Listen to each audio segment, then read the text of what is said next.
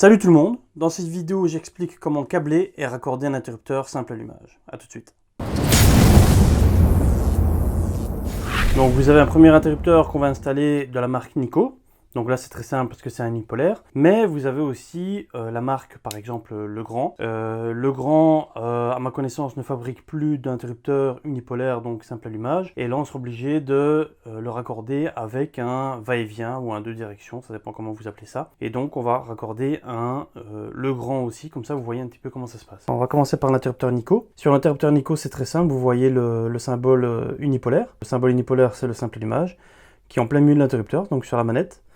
Vous voyez également les deux bornes, vous ne pouvez pas vous tromper, vous avez le L1 et le 1. Le L1 c'est le fil qui vient de l'alimentation et le 1 c'est le fil qui va à la lampe. On retrouve à l'arrière de l'interrupteur Nico le petit schéma de raccordement. Cette fois-ci pour l'interrupteur Legrand, donc comme il n'existe plus d'interrupteur simple allumage, nous passons sur un interrupteur va-et-vient, donc deux directions. Vous voyez la borne L qui est caractérisée par de la couleur rouge.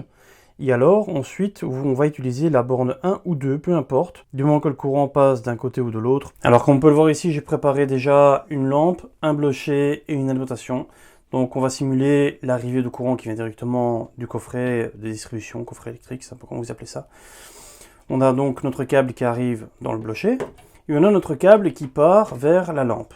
On va raccorder ça tout de suite. Donc, une fois que vos câbles arrivent directement dans le blocher, ça peut être un blocher placo ou gyproc, hein, ça dépend, un blocher d'encastrement. Ici, j'ai un blocher d'encastrement pour mur, donc mur classique en briques, en bloc, comme vous voulez. Premièrement, comment on va faire? Donc, on a nos fils qui sont un petit peu trop longs à mon goût. Moi, j'aime bien garder un bon petit 10 cm, histoire de pouvoir le raccorder à nouveau si j'en ai besoin. Donc, je vais couper. Voilà, là, ça me suffit largement. Je vais couper légèrement ici, hein, pour dire, voilà, pour la forme. Voilà, nos fils sont maintenant coupés. Je vais dénuder mes fils de manière différente en fonction des couleurs. Pourquoi? Parce qu'il y en a qui viennent sur l'interrupteur et d'autres qui vont venir sur des Wago. Wago, Connex, voilà. Quels sont ceux que je vais utiliser pour l'interrupteur? C'est très simple, c'est ma phase, donc le brin qui vient de l'alimentation, et le brin ou noir ou rouge, ça dépend de la couleur que vous avez, qui vient de la lampe. C'est possible que dans votre blocher, si vous remplacez un interrupteur, vous n'ayez pas tous ces fils, vous ayez seulement que deux fils. Les deux fils que vous aurez à ce moment-là, ce sont ces deux-ci. Le but de l'interrupteur, ça va être quoi? C'est de raccorder ces deux fils ensemble, comme ceci. Et l'interrupteur, qu'est-ce qu'il va faire quand vous appuyez dessus? C'est qu'il va couper le contact, tout simplement. D'accord? Donc nous, ce qu'on va faire, c'est qu'on va raccorder ces deux-ci à l'interrupteur. Mais ça, c'est la dernière étape. Premièrement, qu'est-ce que je fais? Je mets toujours d'abord les terres ensemble. Donc la masse, je mets les terres ensemble d'abord, je vais les dénuder. Donc je dénude les deux terres. Voilà. Pas trop ni trop peu. Même chose pour les neutres. Le L2, ça dépend comment vous appelez ça. Même chose, voilà, je dénude assez bien. Pourquoi? Parce que ça va venir dans un Wago. Alors pour les débutants, un Wago c'est quoi? Le Wago c'est juste comme un petit domino, on va dire, où vous venez mettre vos fils dedans. Donc ça va. Donc je mets par exemple mon fil dedans, d'accord? En mettant un autre fil dedans, ce qui va permettre c'est que le courant, imaginons, il va arriver d'ici, il va repartir par là si je le mets ensemble, simplement, d'accord? Donc ici, je vais d'abord raccorder la terre. Donc je mets la terre dans mon Wago. D'accord? Je mets ma deuxième terre. Bon, je regarde pour pas faire de nœuds parce que j'ai horreur des nœuds. Hop, on va délier tout ça. Voilà. Donc je mets ma deuxième terre dans mon Wago. Ok. Vous voyez que c'est très compliqué à l'enlever. Donc il faut le tourner pour l'enlever. Enfin bon, là on va le laisser comme ça.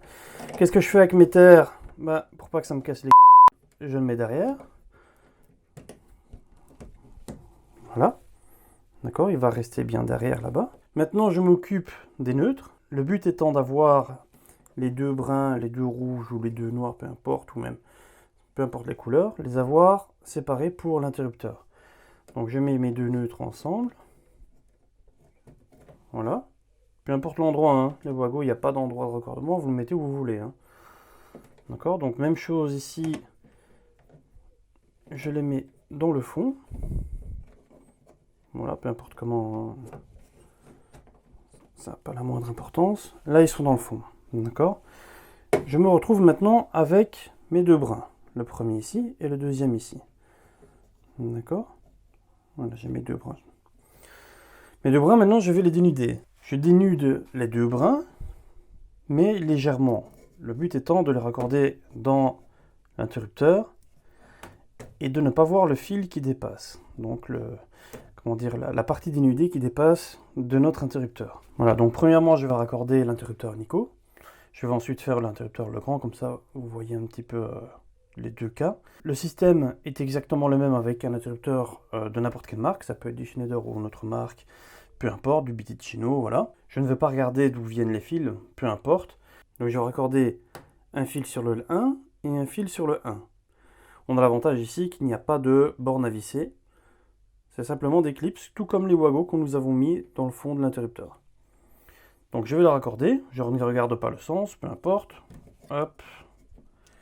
Et le deuxième ici. Nous avons les deux fils qui sont raccordés à l'interrupteur. Je retourne. Vous voyez qu'ils sont raccordés.